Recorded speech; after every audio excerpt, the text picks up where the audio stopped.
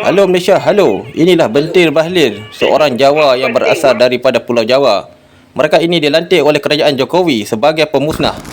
Cina mahukan Pulau Rempang sejak tahun 2000. Kurang ajar sekali perangai Endon. Bila berlaku masalah di Sumatera, di Kalimantan, di Borneo, mudahnya mereka menyalahkan Malaysia. Ini adalah Navy Indonesia. Navy Indonesia dikatakan antara yang terlemah di ASEAN. Walaupun Indonesia ada 200 lebih armada perang, tetapi armada-armada ini sangat lemah kalau dibandingkan dengan Singapura, Brunei ataupun Malaysia. Pada zaman yang dikatakan tahun 2023, armada Indonesia adalah masih lemah. Kalau kita lihat, Navy terlemah di Asia dan dengan kekuatan tentera dan drone, antara yang terbaik di Asia ialah Singapura, Malaysia dan juga Siam. Walaupun Indonesia dijajah Belanda, Indonesia telah memilih barangan buatan Belanda kerana hutang. Pulau Jawa juga terkenal dengan mencuri. Yang berwarna merah ialah Pulau Jawa. Mereka telah mencuri wilayah-wilayah ini. Kalau kita lihat di zaman Belanda, Pulau Sumatera dan Borneo adalah autonomi Belanda. Pada masa itu, kerajaan-kerajaan kecil di Sumatera dan Borneo tidak dihapuskan oleh Belanda atas sifar autonomi. Ini adalah Malaysia. Malaysia adalah sebuah negara dengan gabungan wilayah-wilayah koloni Inggeris dan juga tanah Melayu. Kalau kita lihat, pada zaman itu hanya wujud wilayah-wilayah Borneo, Sumatera dan tanah Melayu. Disebabkan Indonesia mahu bersaing, mereka telah membina kereta api. Disebabkan Indonesia masih berhutang dengan Netherlands dan mungkin 990 tahun, Indonesia telah meminta negara-negara luar beri hutang kepada Pulau Jawa agar pulau ini hancur. Kalau kita lihat peperangan, Indonesia mustahil boleh menang vs negara-negara di Asia. Kapal Endon majoritinya buatan Netherlands. Di Eropah, Netherlands adalah sebuah negara yang paling lemah di Eropah. Ini adalah kapal kelas Gowin milik Indonesia. Natuna Ambulat pada geografinya adalah milik Malaysia. Kenapa China mahu memiliki Indonesia? Kerana kebodohan kerajaan Jokowi. Kalau kita lihat, kapal selam Nenggala telah tenggelam kerana Endon tidak mampu beli kapal selam baru. Usia kapal perang Endon ini adalah 44 tahun. Seperti besi buruk berlayar di lautan. Dan akhirnya kapal perang Nenggala ini diberitakan telah rosak akibat dia mengganggu kapal perang Vietnam.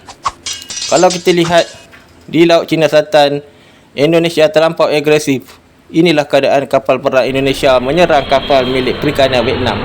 Walaupun Vietnam tidak mahu benda ini diperbesarkan, Endon telah bercerita kepada dunia bahawa mereka telah berjaya mengalahkan negara Vietnam. Kalau kita lihat, tentera Vietnam lebih kuat daripada negara Indonesia. Inilah keadaan Endon menyerang kapal Vietnam.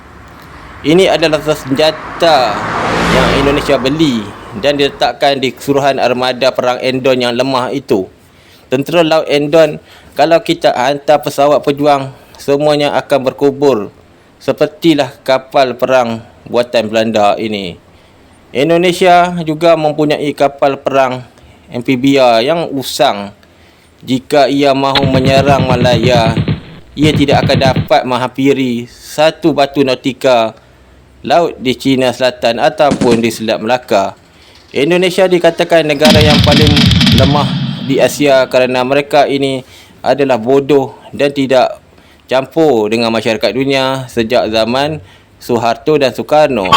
Jika kita lihat senjata Indonesia, mereka menggunakan besi, kapal buruk ataupun jenama lama. Ini adalah Malaysia Army. Malaysia walaupun mempunyai armada yang sedikit, tapi kita mempunyai koleksi elektronik yang lebih mahal daripada bandar-bandar benua di Asia. Ini adalah drone milik Malaysia yang telah digunakan pada tahun 2000. Senjata UAV Malaysia telah dicipta. Ada juga disumbangkan oleh USA kerana USA mahu menjaga pengaruhnya di Asia. Kalau kita lihat, peperangan dengan Indonesia, kemungkinan Indonesia akan dihabisi dalam tempoh 2-3 hari. Di Parlimen Malaysia juga ada mengatakan bahawa Indonesia banyak kali mencabar Malaysia. Indonesia bukan saja mencuri ikan di Malaysia. Indonesia juga menyelundup parti. Indonesia juga menyelundup rokok. Indonesia juga menyelundup dadah. Oleh sebab itu, Malaysia telah membeli perlengkapan dan satelit dan juga drone buatan Turki untuk memantau kejahatan lanun-lanun di Indonesia. Sehingga sekarang Indonesia dikenali sebagai negara penyumbang lanun terbesar di Asia dan juga di dunia. Disebabkan geografi Malaysia, Indonesia perlu menyeruduk barang agar Pulau Jawa tidak bankrupt.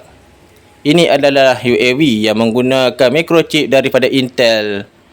Indonesia juga ada, seperti Reaper di Sabah Sarawak ada, tapi ianya adalah jenis basic ataupun peronda UAV biasa. Berbanding dengan Malaysia, kita mempunyai chipset yang lebih baru dan juga lebih besar. Nasib Indonesia jika ia menyerang Langkawi, ia akan berhadapan dengan Skuadron Reaper. Beginilah keadaan pendidikan di Kalimantan sejak tahun 2000. Walaupun Indonesia sekarang semakin bercakap besar, tapi Malaysia hanya menganggap Indonesia sebagai seorang bangsa yang lemah dan juga bodoh. Selain itu, jika Malaysia berperang dengan Indonesia, 155mm akan dihantar ke Malaya dan juga ke Sumatera. Beginilah keadaan tentera udara Malaysia mengambil kedudukan tentera Indonesia di Sumatera. Indonesia tidak mungkin dapat menjajah Malaysia melalui wilayah lain kerana di laut amatlah mustahil untuk TNI Navy menyerang tentera laut Malaysia. Dan beginilah keadaan tentera Indonesia jika diserang oleh TUDM dengan 2 hingga 3 jenis kapal moden. Walaupun begitu, setiap hari penyeludupan dan kedatangan mendatang haram Indonesia ke Malaysia semakin meningkat disebabkan keperluan yang mendesak dan mencuri banyak hasil bumi milik Malaysia. Malaysia telah meletakkan angka untuk memantau Laut Cina Selatan. Walaupun Endon selalu menyebutkan harga mati, sebenarnya rakyat Endon sudah lama mati di dalam wilayah Indonesia.